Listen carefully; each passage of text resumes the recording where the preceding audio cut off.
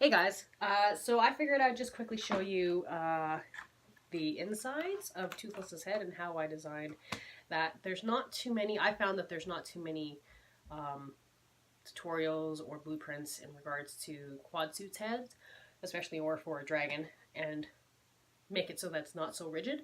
So this is what I came up with. It's relatively simple. It works for me, and hey, if it works for whatever project you're doing, feel free to use it.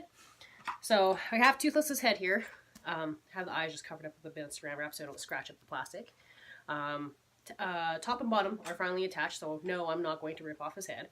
The top and bottom are attached via some elastics right here, so then that way it gives his mouth a little bounce to it.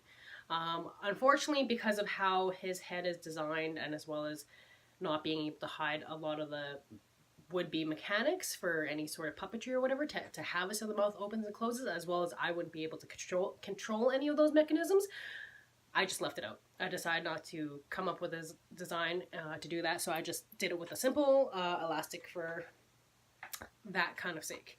The tongue can pull out a little bit. It's just a little bit longer than usual, and whoever's my handler can just, tuck that shit back in. You gotta see all of his gums because his mouth will stay open for the most part.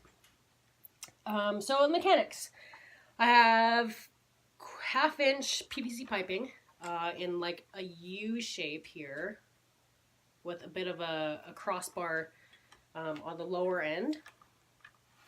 So the PVC actually goes probably up to about here into his head. So that way it can like hold his head. It's nice and glued up in there and secure and everything. And then at this middle brace here, I have, if you can kind of see right there, I have a U-bolt that is hooked on via a cottering pin going through the pipe and then split in the middle there. You can kind of see. Kind of sort of not really see. Perfect. So because of these two little joints here, that will allow it to have some mechanisms, or not mechanisms, ability to have some movement to it.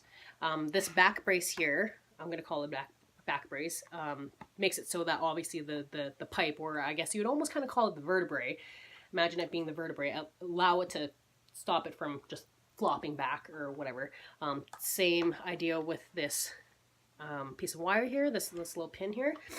That will stop it from swaying off the frame completely, or too far or too much. You, depending on how far you want his head to be able to sway left and right, depends on how the placement of where you put this pin. So if you put it a little bit wider, his head's going to sway a lot wider.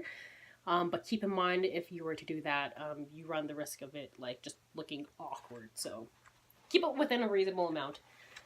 So it's from then the vertebrae pipe, I guess you'd call it, I'm going to call it, is attached onto the back of a helmet. Back of the helmet, meaning back here, not the top, because your field of vision is going to be like this. If you're going to be walking around on all fours, you don't want to have your head up like this. You're not going to be able to see, well, I mean, you could see out the neck, but, I mean, just looking at it, look, if I were to stand like this and look up, that's going to hurt your neck a lot, right? So it's going to be a lot more comfortable for you to have your field of vision here. So that's where you have to have a handler that you really, really trust, to be able to guide you and communicate to you, if you're going to be bumping into things or people and whatnot have you. So I'm going to have my field of vision down at the base of his neck, so essentially right here, and not my head up like that. So the helmet's going to be like this. I'm going to have some nylon strapping attached from the helmet to the back plate that holds the wings to help relieve some of that weight and pressure, and to stop it from the helmet from sagging like that, because I mean, you only have chin straps, right? So you're going to want to have it holding it back into place. So with my design, it gives you a little bit of movement in regards to like shaking your head left or no, or left or right, or a little bit up and down. Again, it is all going to depend on this back pin and how much movement you're going to have. The farther apart, the more swaying you can have. The higher up the pin, the more of a bounce you can do, provided, you know, your neck will be able to support that weight. So pretend my head is here and strapped on, and that's a piece of sandpaper. So pretend it's strapped on, and it's gonna look, you know, if I'm just walking, you know, just even walking gives me a little bit of swaying head movement, right? And I can, if someone asks me a question, be like, hey, do you like pancakes? I can be like, no, I don't like pancakes, although who doesn't like pancakes? Or I can shake my head yes or no. The head will be like up and down, right?